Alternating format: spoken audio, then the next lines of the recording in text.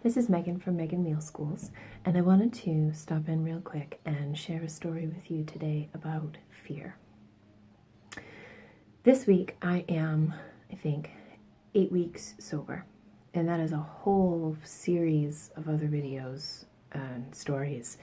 But today I wanted to say that as part of my sobriety, I have been looking for ways to identify whatever it was that was making me self-medicate with alcohol. One of the books that I've been reading is called May Cause Miracles. And what the purpose of that book is to try to work you through a lot of your fears and hang-ups and let you sort of reconnect to the world and to the love that's all around you. And a lot of the first part of the book that I've worked through so far is about your fears, what your greatest fears are, where you think they originated, how they might be holding you back, how you can forgive and let them go and connect instead with love. And I wanted to say that this Sunday I was at church, just me and my daughter, and they were having the story for all ages. So all the kids were sitting down at the front of the chapel and their parents were sitting back in the rest of the congregation. And they were asking the children if they wanted to raise their hand and say something that they were grateful for. And my daughter raised her hand and they gave her the microphone and she said really loud into the microphone, "I am grateful for the animals. And I think if they could talk, they would be grateful for us too." And it was perfect. It was just this beautiful little moment. Everybody in the church went, "Oh," and what a wonderful Thanksgiving memory. But while all that was going on, I was having the most intense struggle in my seat. As soon as her little hand went up, I had this crazy urge to run down to the front of the church, sit down on the floor behind her and say, "What are you going to say? Why don't you put your hand down? Why don't you tell me what you're going to say to the church before you say it out loud into the microphone? Are you sure? Are you sure you want to say something today? Are you sure?"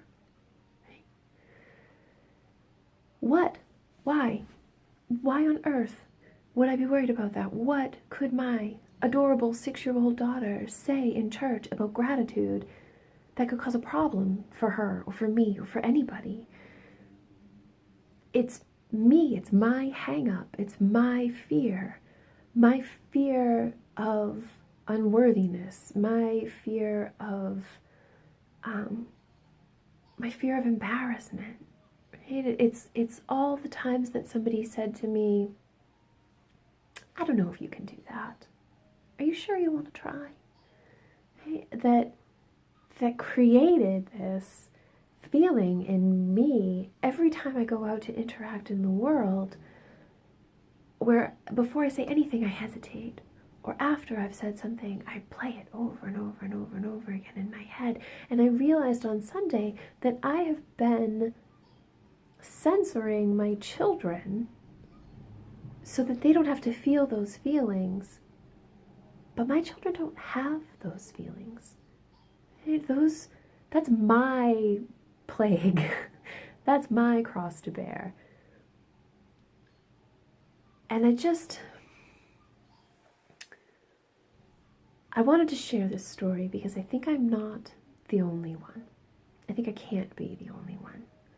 Right? If you've read any of Brené Brown's books or Daring Greatly and the other ones that she has that came after that, you know that shame is sort of an epidemic, that we're all kind of in it together trying to deal with this.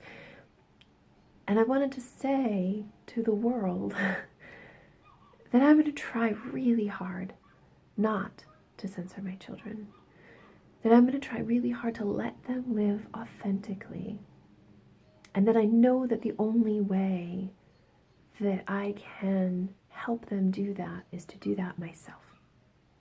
So my fear of unworthiness my fear of not enough, my fear of not good enough. All of that is what has made it so that I can't have a YouTube channel, right? I can't write a blog. I can't put content up and then believe in it for more than the time it takes to upload it. I get embarrassed. I get nervous. And I need to do better. I need to do better for myself so that I can move freely through the world with a real sense of my own self-worth. But I need to do better for my kids too.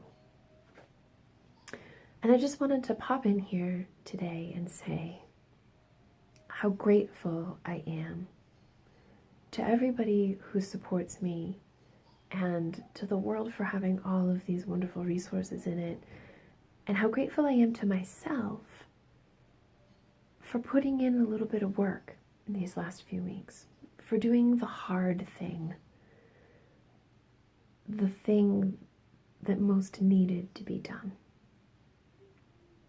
and for my own dedication to going forward with it, to taking what I've learned so far and using it and improving myself a little bit every day so that I can be the best me that I can be and the most real me that I can be, and so that I can model that for my kids so that they can live courageous lives too. I hope that everybody has a wonderful Thanksgiving, and I'll talk to you soon.